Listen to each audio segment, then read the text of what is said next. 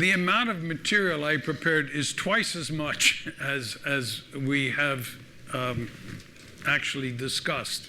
And so I've cut out 25,000 words or something like that to my sorrow, most of the science. Still, I'm running over time, and I apologize for that. Your patience is greatly appreciated. This, to me, is such a serious issue that I just don't know how to make it much shorter. Given the incoming administration in the world, in the United States, I am really very concerned about nuclear weapons. And it had occurred to me that it might be useful to continue this next year with a discussion of both the hydrogen fusion bomb and some of the history of the Cold War and the politics. I don't know whether anybody would be interested, but if you would be, okay. But then I will. Thank you. I will propose that. Thank you. That's very kind. What else? I guess that's about all. Oh, yes, I know. I like to add stories about these people because some of them I actually knew, and much of them there are many stories. And I promised to give you stories about Dick Feynman, which I haven't done, but two people have already asked me, so I'll start with that. Feynman was a very bright guy, but all these Nobel laureates are just astonishing. However, their personalities, from those I have met, and I've met quite a few, with almost no exception, are those of grade school children. They are full of jealousy and dislike and hatred. Oh, you mean him? He's a, and then off they go and give me a long diatribe about how awful their colleagues are. I mean, these are genius people I admire. Anyway, Feynman was a very young man at Los Alamos, but he was, of course, very talented. And one of the things he was able to do was open safes. And so all these secrets were locked up. Feynman would come along in the middle of the night and he'd open a safe and leave a little note in saying Dick Feynman was here and then close it again. And it used to drive the security people up the wall. The other thing he did, the Los Alamos was completely surrounded by a fence, of course. And it was a big fence. It's a fairly big mesa. And he found a hole in the fence. Whether he cut it or not, I don't know. And when you went in, you had to go in through guard gate, and there were guys with guns. He would drive a Jeep out through the hole, not signing out. Then he'd come back in, and he'd sign in and check in. And he had about 20 entries with no exits. He used to just made them. He was very good at doing that thing. Anyway. Let's get started. I want to talk about, the use today. To make explosives that were necessary for the implosion of the plutonium bomb, carefully machined lens molds had to be made, and they needed very good machinists because the tolerances were very tight. One of these machinists was a man from New York named David Greenglass. David Greenglass had a sister whose name was Ethel Rosenberg. Greenglass had been a member of the American Communist Party, but somehow that had escaped the notice of the security people, and he was there working on the Hill. He passed along information about the molds to his brother-in-law, Julius Rosenberg, and that went to the Soviet Union, of course. Greenglass and his fellow non-spy colleagues machined of the order of 20,000 molds for the development, and 1,000 kilograms of a high explosive was set off every day at Los Alamos to test this thing. By late March of '45, Oppenheimer said the design was good enough, no more changes. But everyone believed that they had to test this to see whether it really would go off. The B-29 had been made by Boeing, was the biggest and fastest bomber in the world at that time. It actually still had propellers for the few young people who may never have seen an airplane with propellers. But it had propellers. And the US Marines were working their way from island to island on the north, and they were invaded Saipan, the Mariana Islands, Saipan and Tinian, which were close enough to serve as bomber bases for the B-29, there being nothing but open ocean between those and the Japanese mainland, and they allowed then the Americans to begin bombing the Japanese mainland. But the Japanese had a ferocious reputation with the Americans because mostly they seemed to be willing to die rather than surrender. On Saipan, the Americans sustained 3,000 dead and 10,000 wounded. Almost all of the Japanese troops died. Even more horrible, apparently, thousands of Japanese civilians on the island committed suicide jumping off a cliff onto the rocks below, which both horrified the Americans, but also frightened them, because then they began to think, what's going to happen when we invade an island, the mainland islands, the major islands, with 100 million people population? And the idea that the invasion of the main islands of Japan would cost 1 million US casualties has always been used as one of the reasons for the atomic bombing. In the Pacific, the Japanese resistance increased even at Iwo Jima and then on Okinawa. On Iwo Jima, 20,000 Japanese troops died, 1,000 were captured. Unlike the sandy islands that the Marines had fought on previously, Iwo Jima is apparently a very rocky island. The troops were hidden in caves.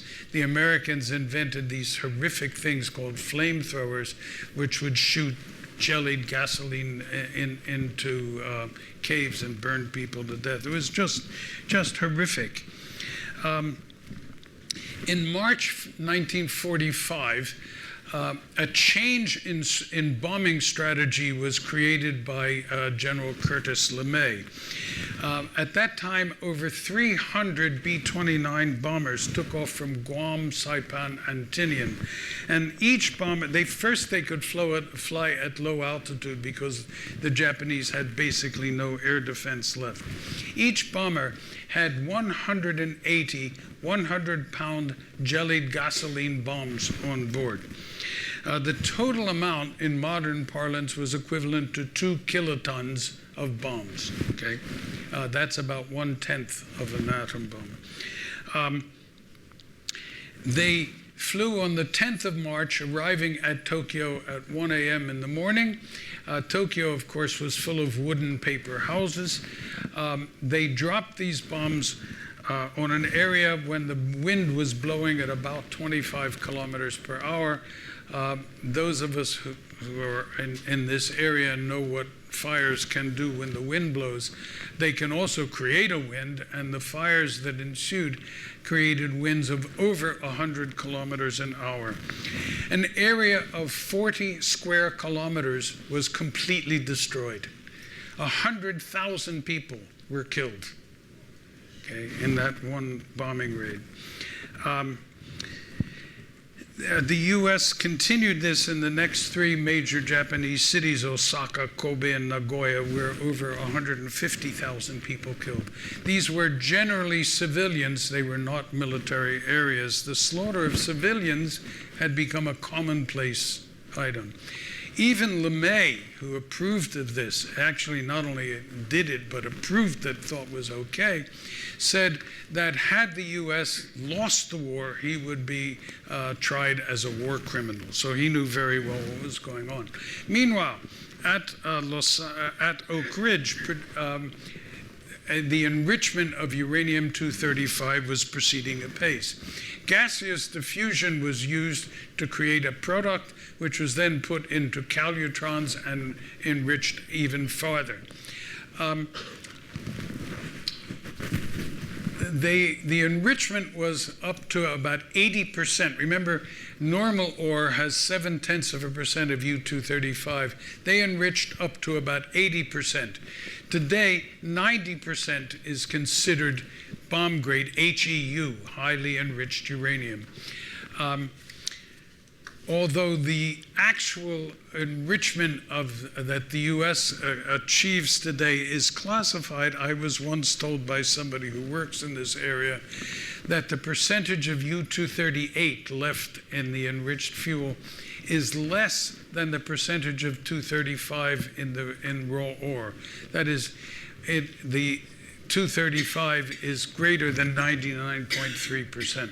He wouldn't tell me what the real number was, but he was able to tell me that at least. In reactor fuel is ever so slightly enriched. It's about 2.5%, far too little to sustain a chain reaction.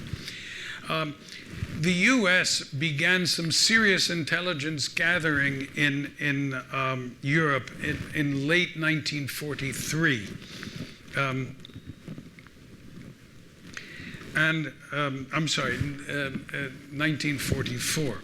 Mostly this was due to Grove's obsession with security, because if a spy was to try to look for information about German success or progress, they would have to know something about radioactivity and about isotopes, and then if they were captured and tortured, they would release information that he did not want released. But eventually, somebody with some knowledge called this intelligence gathering operation Alsos, which is a Greek word meaning grove. When Groves found this out, he was very upset and very angry and tried hard to change it, but eventually gave up because everybody was using it. He was afraid, of course, Groves of security. He's crazy, man. The man he put in charge of this was a man from Army security named Boris Pash. Boris Pash was born Boris Paskovsky of Russian parents, but in San Francisco, where he was born. And he had been the man in the 30s to investigate Oppenheimer, and his conclusion was that Oppenheimer was definitely a Russian spy. Groves overrode that conclusion and appointed Oppenheimer anyway. But Pash was a very dogged man, even though he wasn't always very accurate. He was in France following the invasion, and entered Paris with the first American troops who followed the French because Roosevelt allowed de Gaulle and the French army to liberate the city. And then he went on to Strasbourg, again following the French, and he had with him his chief scientific advisor, Samuel Goldschmidt. I mentioned Goldschmidt earlier. He was at the University of Michigan, where he helped Fermi learn English. He was a Dutch Jew who had come to the United States as early as 1927, but his parents stayed back in Holland, where they were later deported and murdered. He was along with Pash in Strasbourg, and as the Nazis were such good record keepers, he was able to find all the details about where his parents were sent, when they were murdered, how they were murdered, etc., which was on his father's 70th birthday. He also discovered in Strasbourg that the Nazis were nowhere close to making an atomic bomb and had not even done a reactor pile. And such paper knowledge was okay for Groves, but not nearly sufficient, because he wanted to know what had happened with all the uranium ore that the Nazis had collected when they invaded Belgium. Pash had already discovered 31 tons of ore in Toulouse, and then he and his people were able to discover all the rest in a town in Germany.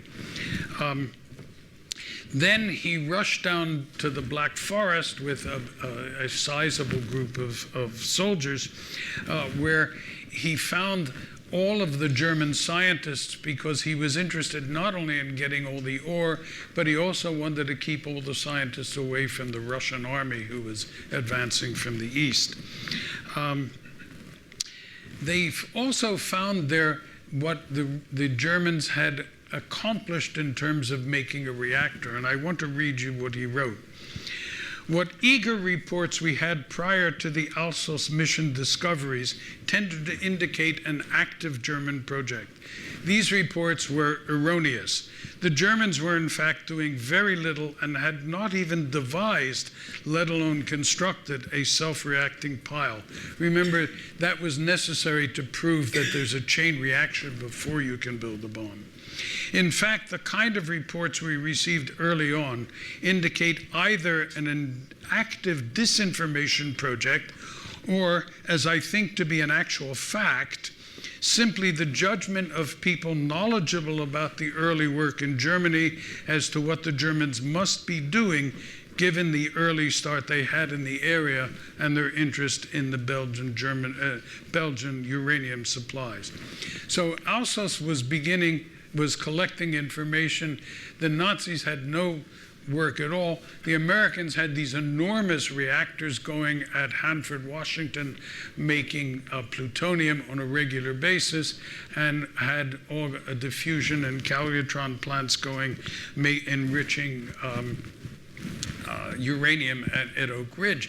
And in fact, all 31 tons of German uranium ore were already at Oak Ridge being purified. The Americans also captured all of the German scientists, including Werner Heisenberg, and sent them off to an isolated farm in Britain. On the 12th,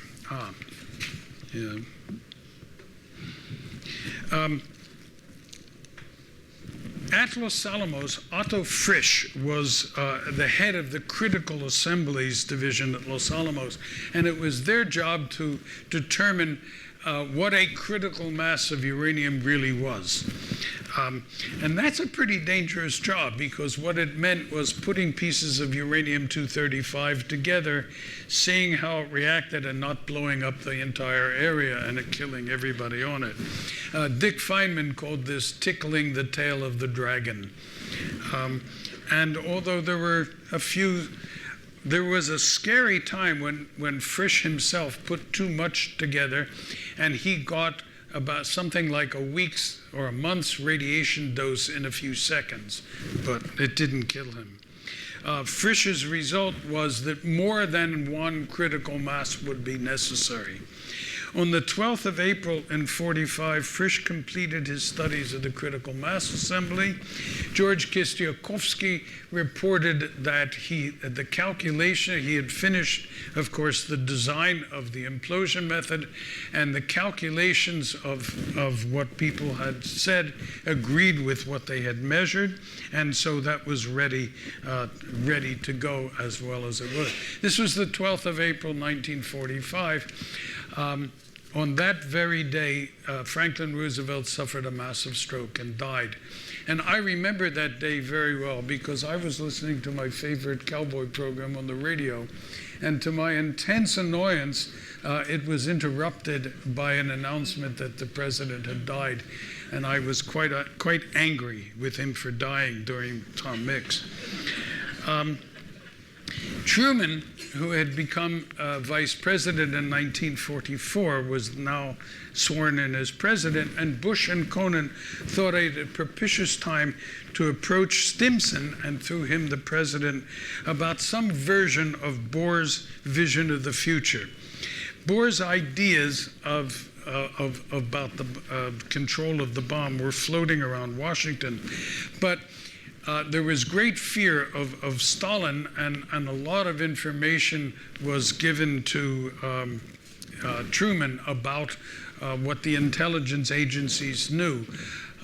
Unlike the incoming person in Washington today, Truman did not consider himself intelligent enough that he did not need intelligence.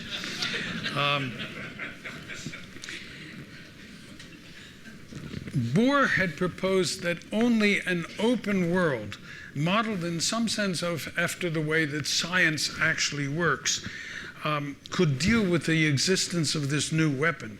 Vannevar Bush had changed this idea to a proposal for an international pool of science research.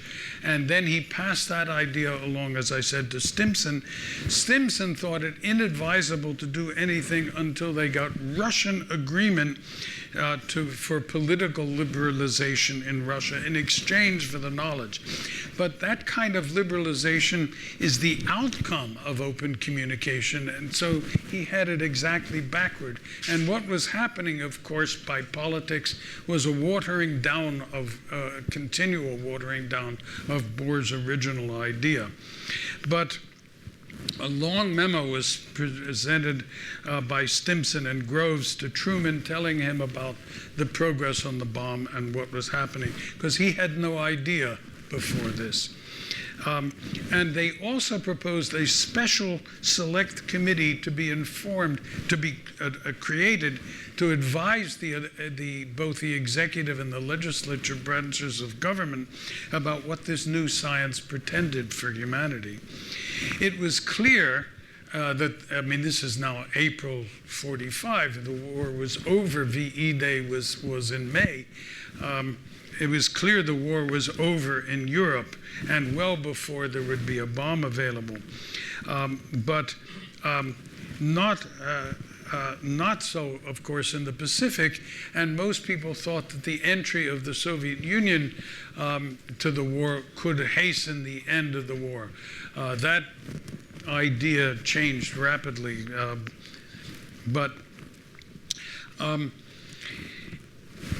at the same time, B-29 bombers were being modified to carry a single bomb, and in particular, in the case of the Fat Man bomb, it was bigger and heavier than any particular bomb. So the planes had to be modified, and a man named Paul Tibbets and a large number of airmen were being trained to fly. Now, way back in March of 1944, I want to introduce a British physicist named Joseph Rotblat. Rotblat was a very brilliant young man, and he had been living in Liverpool, where he was working with James Chadwick. He was born in Poland, but had come to England to work and study. He came to Los Alamos along with the British team. And he was living, because his room wasn't ready in the bachelor quarters, he was living in Chadwick's house. Chadwick was the head of the British team and as such in contact with Oppenheimer and Groves and so forth. And Groves liked Chadwick and used to come and talk to him. And so Rotblat got to listen in to these conversations. And but while he was still in England, he had gone back to Poland, to Warsaw, in August of, late August of 39, to get his wife and bring her back. She was ill with appendicitis, and so he had to go back to England and said, well, you'll be better in a week or two, then you come.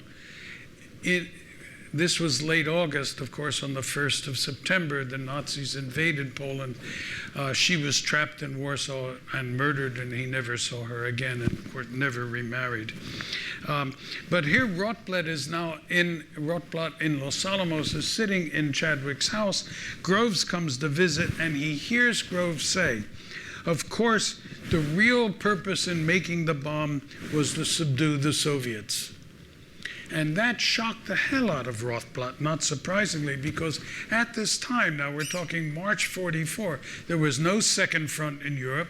The Soviets were doing all the fighting and dying and driving the Germans out of Russia. The Americans and the Brits were slowly moving up what Churchill laughingly called the soft underbelly of Europe in the Italian peninsula. And although Rothblatt, of course, had no love for the Soviets because they had invaded Poland, and the Poles have a long history of disliking the Russians, still he was deeply shocked. And he had also had many discussions with Niels Bohr, with whom he was quite friendly. As he asked then to leave Los Alamos because it was clear that the bomb would not be ready for use against the Germans, and that was the ostensible reason that he was told that it was being built. And so he was the only person to leave Los Alamos. He decided that any work in physics that he might do in the future, and this guy was very smart, would have practical applications, some of which could well be deleterious. And so he decided to work in nuclear physics as it applies to medical research. And he was quite successful at that. And it is a very useful field, as any of us who have ever had an X-ray or an MRI or an NMR, or sometimes it's called MRI, sometimes it's called NMR, depending on what country you live in, or a CAT scan, or any of these things, all of which were invented by physicists. He went on to convince Albert Einstein and Bertrand Russell to form the Pugwash movement for nuclear disarmament, and he went on to became the director. And in 1995, Pugwash and Rothblatt shared the Nobel Prize for Peace. He died in 2005 in London at the age of 97, working every day.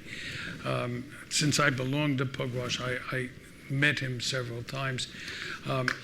It took over 10 years to go through his papers because he was not a very tidy person, and his desk was about that high in paper all over. But he was not entirely correct when he said that nobody else was interested in the social problems, because at Los Alamos, where people were working day and night for the construction of the bomb, there were questions arising in late 44. Robert Wilson, who was the head of the experimental physics division and who then went on to build and operate the accelerator called Fermilab, which was then the biggest physics accelerator in the world before the one at CERN was built. He went to Oppenheimer in late 44 and proposed a formal meeting on the possible uses of this new weapon. Oppenheimer discouraged him, saying he would get in trouble with the security people, and he ignored that and instead advertised a meeting about whether it was called the impact of the gadget on civilization. The word bomb and weapon was forbidden for security reasons, and so the bomb was called the gadget. And some 20 of the top people attended, including Oppenheimer, and they discussed whether this country is doing the right thing and using the weapon on real live human beings. Oppenheimer argued that scientists had no greater right to talk about the use of their discoveries than any other citizen, and that this bomb might end all wars. He made the argument that the war could not end without people knowing of the might of the new weapon. And his word carried great weight, where people generally thought of him as fair and honest. He had rather a magnetic attraction for people, with the exception of a few like Neddermeyer. Farther removed from Los Alamos, there was even more such activity, particularly at the University of Chicago, where there was related bomb work. James Franck, James Franck, was a Nobel laureate in 1925, but again, as a Jewish physicist, had to leave Germany, and it was one of the Nobel medals that was dissolved in acid in Copenhagen and saved throughout the war.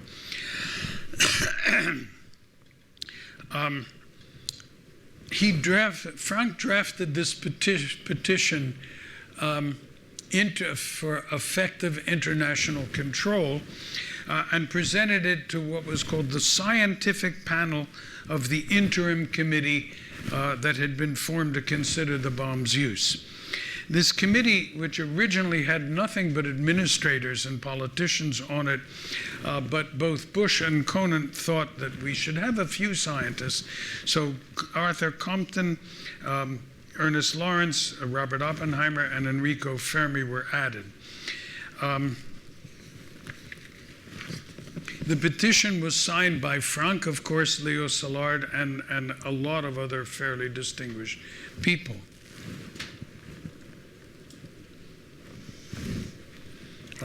It goes on. No limit to the destructive force, and that is true, which will become available. The first steps in this direction. The war in Europe by this time, of course, was over, and the petition discussed then the potential use against Japan. And it proposed a postponement of use, or at worst a demonstration, so that the public could be aware of the danger that this new weapon presented, and the creation of maybe some sort of international control to be at least publicly discussed. 5 days later, the scientists on the interim committee gave a report, and it's clear from the language that Oppenheimer's influence was very great, because they recommended that we see no acceptable alternative to direct military use. General Groves said later that any idea that scientists might even have a veto on the use of the bomb was pure poppycock. The decision was military and political. The bomb was to be detonated before it hit the ground, with the optimum height a matter of discussion. Too high, and it would blast mostly air. Too low, and it would dig a big crater in the ground, and its force would be diminished. The estimate for the bomb, for Little Boy, was between 5,000 and 15,000 tons of TNT. It turned out to be the latter number almost exactly. The explosive effect of the plutonium bomb was anyone's guess.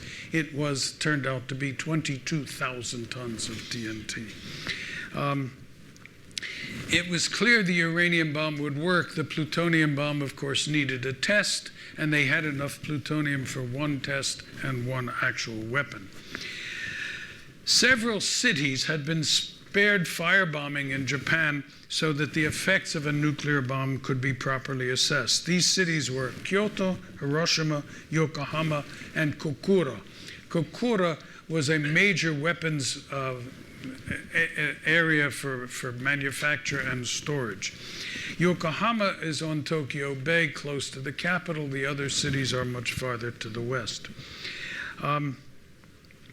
At the interim committee meeting on the 18th of May, the Bush-Conant memo had been presented, and it had some of Bohr's ideas still in it. Now, James Burns, Jimmy Burns as he was called, had been appointed by Truman as Secretary of State in his new administration, and he was clearly intrigued by and impressed with what was stated in the memo. And what and the memo said that the Soviets will have a bomb within 3 to 4 years, which was exactly true. They exploded an identical copy of Little Boy in 1949. And I'm taking too long, but that bomb was an identical copy. And it was an identical copy because the equivalent to Groves in the Soviet Union was a man named Lavrenti Beria. And those of us who know anything about the history of the Soviet Union, Beria was a dreaded character, the head of the secret police and the murderer of thousands and thousands of people. And so clearly the Soviet scientists worked under considerable pressure. By 1949, Kurchatov, who was a very bright man, the equivalent of Oppenheimer, and it is interesting that both he and Oppenheimer became greatly opposed to the use of nuclear weapons in the 50s. But Kurchatov knew how to build a better bomb. Lavrenti said, this bomb better work or else, and so it will be an exact copy because we know that works. And so that's what they did.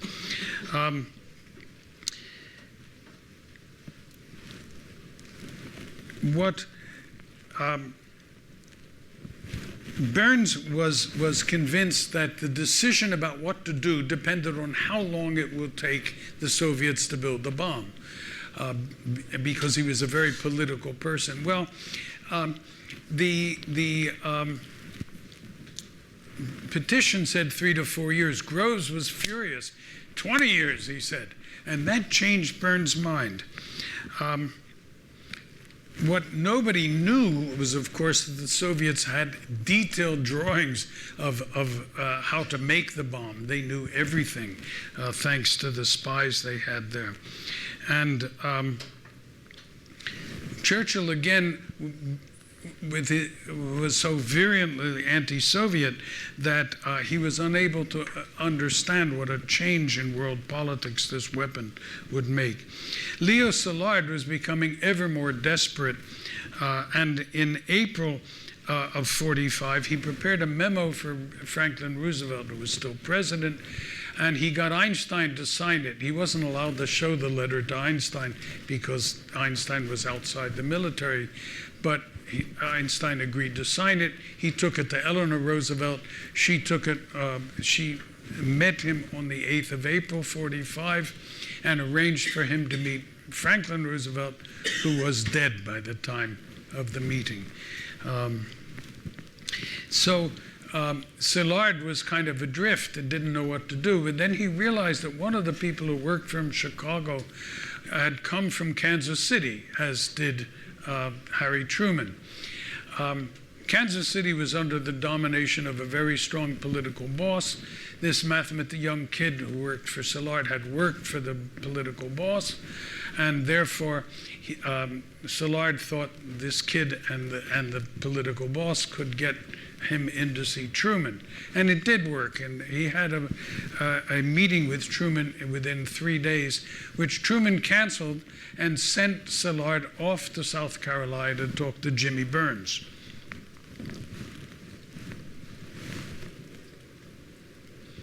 And this is his petition.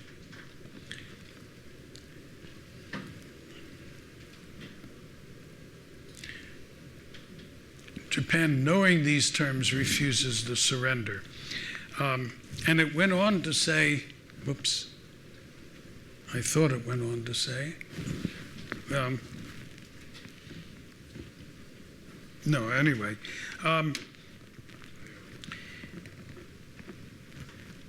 The petition mentions the certainty that other nations will make such weapons, and all of the cities in the world will be in continuous danger of being annihilated. And this, of course, is a very prescient agreement, a document, because it laid out some of the problems we've all faced for the last 70 years.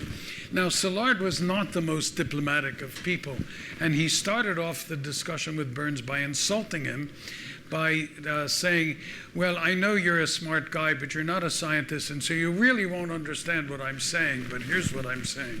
Not a very wise thing to do. And Burns later wrote that Szilard made a very, very bad impression on him. Szilard also, of course, was ignorant of the situation. He was indeed, because he said that Groves had told him that the Soviets could not build a bomb because they did not have a source of high-grade uranium. Well, that's an untrue statement, because you don't need a source of high-grade uranium, you just need uranium. And in the mountains of Kyrgyzstan, in fact, I have visited the uranium mines that the Russians used, they left these gigantic tailings of stuff which now are leaching down into the lake at the bottom, which supplies drinking water for the country. And so people are drinking radioactive water in that country. The target committee that was discussing things had decided that the prime target should be Kyoto, with then Hiroshima and Kokura as the choice targets. Henry Stimson was 77 years old at the time, was Secretary of War, and an educated man and very unhappy about the responsibilities he faced. He really did not condone LeMay's firebombing of Japanese cities, and even as Secretary of War, he was unable to prevent that. Anyway, on the 30th of May in 45, Groves came to Stimson to talk about something. Stimson said, "Stop. I want to know what the results of the target committee are." Groves said, I'll take that information to General Marshall, whose office is around the corner, tomorrow. Stimson said, "I'm the boss. I want to see it, and I want to see it now." And so Groves was not pleased, but he went back, of course, and he got it. And he showed, and he said Kyoto is the preferred target. Stimson said in no uncertain terms, "I do not want Kyoto bombed." He told Groves that Kyoto was the former capital of Japan and the cultural center of the country and would not be destroyed. The two men then got up, walked around the corner into George Marshall's office, and he repeated, "I do not want Kyoto bombed," and it wasn't. He had written that this new weapon may destroy international civilization, may be either Frankenstein or a means for world peace. But by the end of May, Bush and Conant had argued for a major investment in nuclear arms and a considerable expansion of the current system. And this was, of course, a prescription for the arms race which followed, and as soon as the Soviets made their own bomb. The plants for producing the materials at Oak Ridge and at Hanford were to be expanded. That is the Oak Ridge, part of the Oak Ridge plant, and that's part of the Hanford, Washington plant. These plants were so big that they were as big as the entire U.S. auto industry at the beginning of the war. This was very serious investment. Now, Oppenheimer had argued that scientists have no more right than anybody else, but he also argued that, look, the fundamental knowledge of the physics behind their work is so well known throughout the world that early steps should be taken to make this development known to the rest of the world. It would be wise, he argued, for the U.S. to offer the world free interchange of information with particular emphasis on the development of peacetime uses. At Los Alamos, there was a man who had come with a British delegation named Klaus Fuchs. Fuchs was a very, very intelligent and dedicated scientist. He had originally been stationed at Oak Ridge, where he learned a lot about both diffusion and calutrons, and then he was transferred to the theory division at Los Alamos, again because Edward Teller refused to work on that. The theory division was busy designing the implosion device for the plutonium bomb.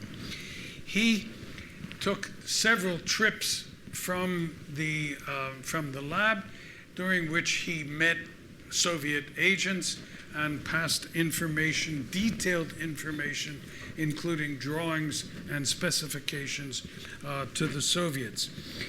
He was undetected. He returned to Britain in 1946 and became associate director of Harwell, the laboratory which designed the British bombs. And he informed the Soviets there also about British progress. In 1950, with virtually no evidence against him, he made a full confession to the police because he was becoming disenchanted, if you will, with the Soviet regime. He was, of course, arrested, stripped of British citizenship, and sentenced to 15 years in prison.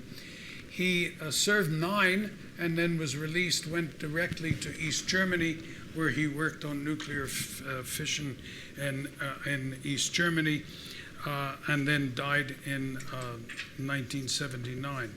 He named an American contact Harry Gold. Gold was also the contact for Julius Rosenberg. Rosenberg, of course, was married to Ethel Rosenberg, and Ethel's brother was David Greenglass. Greenglass was arrested in June of 1950, and he immediately implicated his brother-in-law Julius. He denied that his sister Ethel had anything to do with the situation.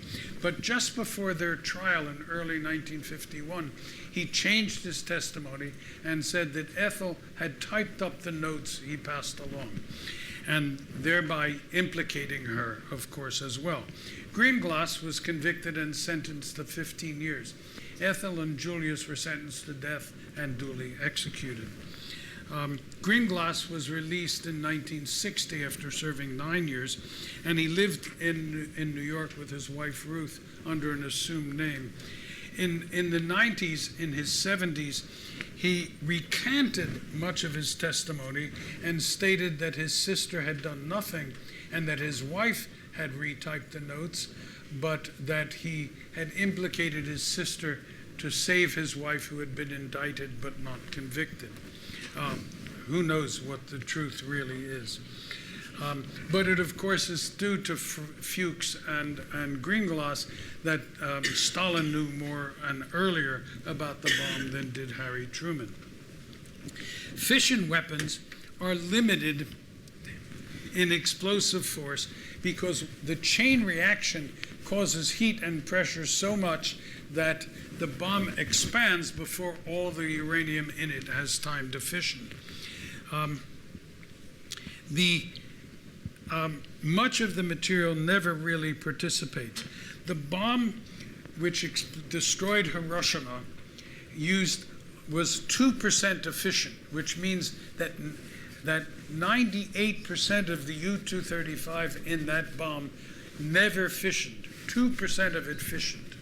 Okay, but the bomb had several critical masses in it, and it was that big, the size of a football. 2% of that is the amount that fissioned. That's how big. That killed 70,000 people. It weighed 900 grams. Because uranium is dense. Okay. Given that much uranium, you and I could blow up Cape Town. Okay. It's shocking to me. Absolutely shocking. Now, Kenneth Bainbridge from Harvard was put in charge of the test effort for the plutonium bomb. He had a staff of more than 250 technical people and an untold number of military and construction workers. After surveying many sites, the site they decided on was a desert site in New Mexico called the Jornada del Muerte, or the Trail of Death. And it was the name was picked for 2 reasons: because it was a desolated and very dry area, and also because Indian and Spanish settlers had been pushed out by Americans a century before, and they had had to travail through that area, many of them dying because there is no water.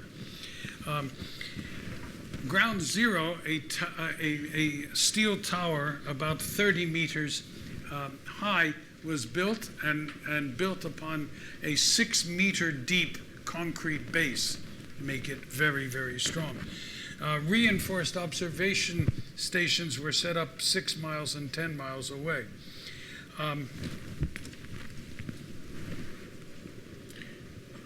That's the bomb that was tested.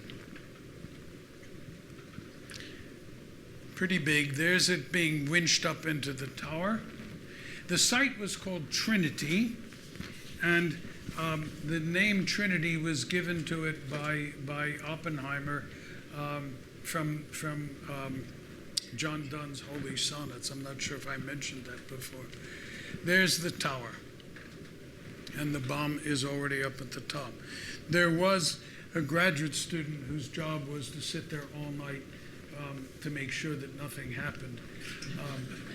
He said, I would never know if it went off, so it didn't matter. And he wouldn't, of course.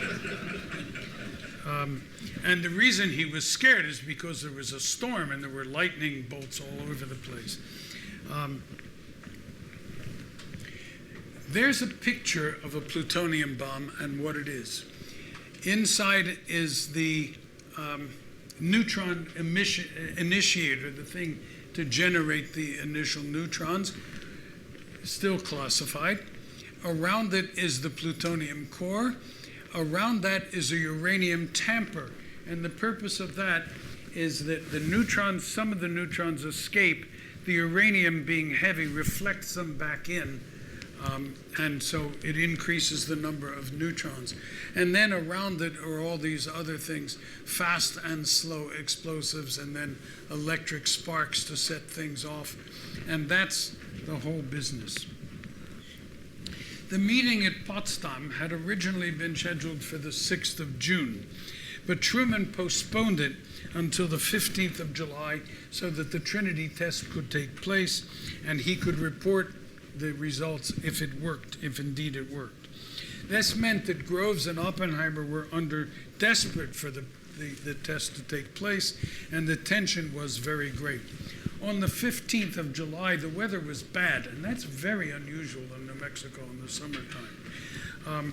There were storms, but they were predicted to end about dawn, and indeed they did end, and the bomb was detonated at 5 hours, 29 minutes, and 45 seconds on Sunday, the 15th of July, 1945, and it worked. 6 milliseconds after detonation, 25 milliseconds after detonation. There's 100 meters, 53 milliseconds after detonation. The reactions of people at Trinity were mixed, mostly shock, happy that it worked, awed by what they had unleashed, and frightened. Fermi, who is a master of simple things, had a handful of paper scraps, and when the blast wave reached him 6 miles away, he let them go and measured how far they flew and said, minimum 10 kilotons.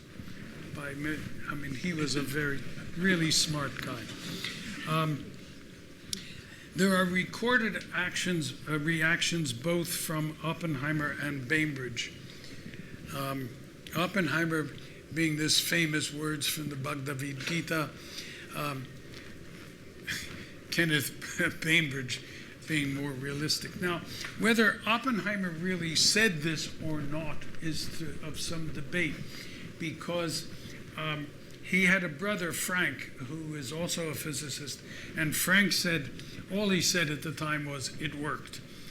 And these words were written down in 1948, but I don't know what the reality is. Oppenheimer and Groves visited the site somewhat later, and that's the tower. The sand here was fused rock, a blue rock, which has come to be called trinitite, and for a number of years it was sold as a souvenir. You could go on the 15th of July, they opened this site for tourists, and you could buy a chunk of trinitite. They stopped doing that when they found trinitite was in fact radioactive.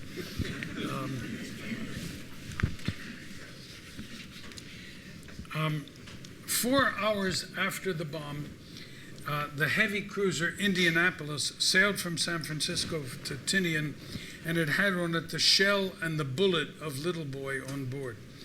Tinian at that time had the largest airport in the world, 6 runways, 3,000 meters long. American intelligence had picked up some information messages between Tokyo and Moscow from the Japanese ambassador to attempt to get the Soviets to mediate a surrender. But the Americans, and this is a consequence of what had happened in the First World War, and an unhappy one, the Americans demanded that both the Germans and the Japanese unconditionally surrender. At Versailles in 1919, the Germans had been forced to surrender, but not unconditionally.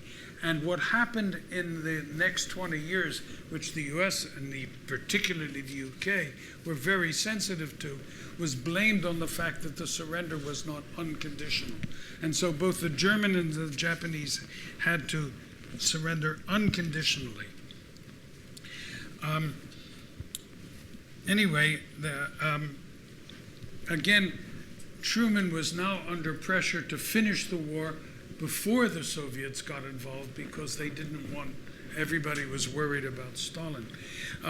Stimson was at Potsdam and got the following telegram. Operated on this morning, that it worked. Results seem satisfactory, exceeded expectations. Local press release necessary. And what this meant was they could see this thing hundreds of miles away. It was dark, and suddenly it was dawn, and then it got dark again. So people noticed, hundreds of miles away. Dr. Groves is pleased. Yes, Groves was very pleased. At Potsdam, of course, Truman then told Stalin that we had the weapon and tested it. Stalin was nonplussed, to say the least. He certainly knew about the bomb. He probably even knew about the Trinity test, because Fuchs was there. On the 18th of July, Groves drafted a directive to release the bomb for military use, and he sent it for approval to Marshall and Stimson. On the 26th of July, the Indianapolis reached the Tinian, and cargo planes left New Mexico carrying the uranium pieces for the bomb and the plutonium core for Fat Man. Now, one of the things that contributed to the fate of the bombing was this cruiser Indianapolis, because she delivered the material and then sailed off to Guam, and then was on its way to the Philippines for training before returning to Okinawa to participate in the invasion of Japan. The Japanese surface fleet and Air Force had been completely destroyed, and so ships were able to sail without escort. The Indianapolis, however, was an old ship and didn't even have sonar for the detection of submarines, and a Japanese submarine fired 6 torpedoes, all of which hit. And on the 29th of July at night, the ship exploded and went quickly down. There were 1,200 men on board. 850 escaped into the water, the rest drowned. Somehow, nobody noticed its disappearance for 4 days, and it wasn't until a surveillance plane on the 2nd of August noticed that there were people floating in the water. Of the 850 crew who had made it into the water, 318 men were still alive, the rest dying of exposure, and many eaten by sharks. In his 6-volume history of the Second World War, Churchill wrote the following: "The overwhelming power, at the cost of a few explosions, seemed, after all our toils and perils, a miracle of deliverance." Well, it sure didn't seem a miracle of deliverance to the people of Hiroshima or Nagasaki. The bomb was used not because the Japanese would not surrender, but because the Japanese would not surrender unconditionally. On Tinian, the little boy was ready on the 31st of July, and the bomb lacked only the cordite charge which would explode the bullet. For safety reasons, that would only be inserted once the plane was in the air, because they didn't want it blowing up on the ground. The crew, Tebbett's crew, had practiced flying to Hiroshima, had dropped a fake bomb, had made the turn they had to make, special turn to escape the blast, and had flown back. 7 planes were due to fly. 3 weather planes to fly ahead and check the weather, 3 observation planes behind, but 1 plane carrying 1 bomb was important. The Navy officer who inserted the cordite charge was Deke Parsons, who had been in charge of the Ordnance Division at Los Alamos. Tibbets had his plane painted with the name of his mother, the Enola Gay. That's his crew. Parsons is not here.